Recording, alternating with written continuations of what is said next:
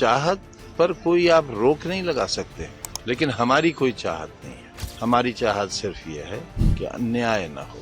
हमसे घृणा की भी एक हद होनी चाहिए। घृणा ऐसी न हो जिसमें तबाह कर दो, फना कर दो, बर्बाद कर दो, सिर्फ एक वोट के लिए पूरी आबादियां, पूरे शहर नेस्तो नाबूद कर दिए जाएं। उम्मीद ये करते हैं कि बिहार ने देश को हमेशा नई राह दी है और लोकतंत्र की रखवाली की है। ऐसी ही उम्मीद हम आगे भी करते हैं। मुल्क से दहशत खत्म होगी, खत्म नहीं होगी तो कम होगी। नाइंसाफी का दौर कम होगा या खत्म होगा। बेगुनाहों के साथ बर्बरता नहीं होगी, अमानवीयता नहीं होगी और लोग ये भी ख्याल रखेंगे कि वक्त बदलेगा तो कहीं आने वालों के मन में बदले की भावना न रहे। लोकतंत्र में ऐसा नहीं होना चाहिए। जो हुआ है वो गलत है, अगर कभी ऐसा हुआ तो वो भी गलत होगा। बिहार में जो है सरकार हम बना रहे हैं, तो 2027 में हम यहाँ पे बना रहे सरकार।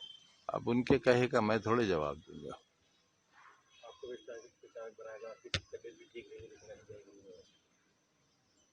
इनकार भी नहीं किया है, जा भी सकता हूँ। जहाँ ज्यादा जरूरत होगी वहां जा भी सकता हूँ। सबसे आप यहाँ पर आए के बाद जो काफी लोग विधायक जो आपसे मिलने के लिए आपसे मुलाकात कर रहे हैं, आपका स्वास्थ्य ठीक लोगों की बात कर रहे हैं, उन्हें ये मालूम है कि बहुत अन्याय हुआ है, ऐतिहासिक अन्याय हुआ है। कल एक हिसार विश्वविद्यालय के वाइस चांसलर का लेटर वायरल हुआ है। उन्होंने कपिल सिब्बल को लिखा है कि जब मैंने ये इंटरव्यू सुना तो मेरी आंखों से आंसुओं की धार नहीं रुकी। और वो वाइस चांसलर मुसलमान नहीं है, वाइस चांसलर शायद पढ़ा लिखा आदमी होता है। जब देश के पढ़े लिखे लोगों ने ये समझ लिया है कि ऐसा न्याय किसी शहर, किसी इलाके, किसी परिवार, किसी व्यक्ति के साथ कभी नहीं हुआ, इतने फर्जी और झूठे मुकदमे और इतनी बड़ी बड़ी सजाएं, तो लोगों का दिल रो दिया है। और जो मेरे साथ हमदर्दी है वो उसी वजह से है, ना धर्म ना जात, हर धर्म हर जाति के लोग बड़ी तादाद में आ भी रहे हैं और मेरी हिम्मत अफजाई भी कर रहे हैं।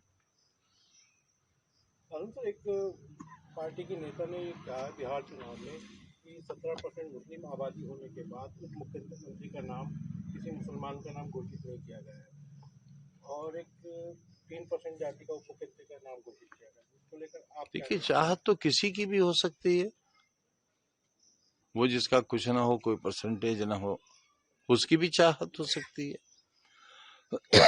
और सच्चाई तो यह है,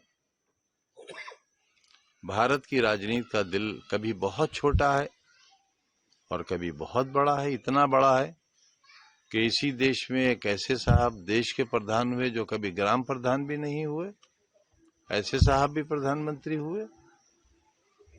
तो चाहत पर कोई आप रोक नहीं लगा सकते, लेकिन हमारी कोई चाहत नहीं है। हमारी चाहत सिर्फ ये है कि अन्याय न हो। हमसे घृणा की भी एक हद होनी चाहिए। घृणा ऐसी न हो जिसमें तबाह कर दो, फना कर दो, बर्बाद कर दो, सिर्फ एक वोट के लिए पूरी आबादियां, पूरे शहर नेस्तो नाबूद कर दिए जाएं, पूरे खानदानों को फना हो बर्बाद कर दिया जाए, जेलों में सड़ा दिया जाए।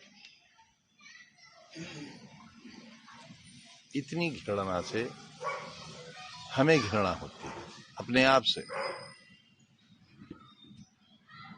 कि क्या इसी दिन के लिए हमारे अजदाद 1947 में रुके थे, इसी अंजाम के लिए, यही सुनने और यही सहने के लिए रुके थे।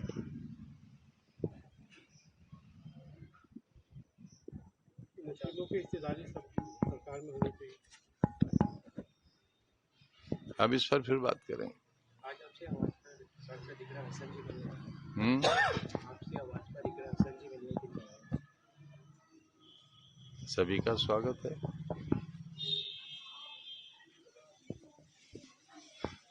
वो तो पार्टी की हैं।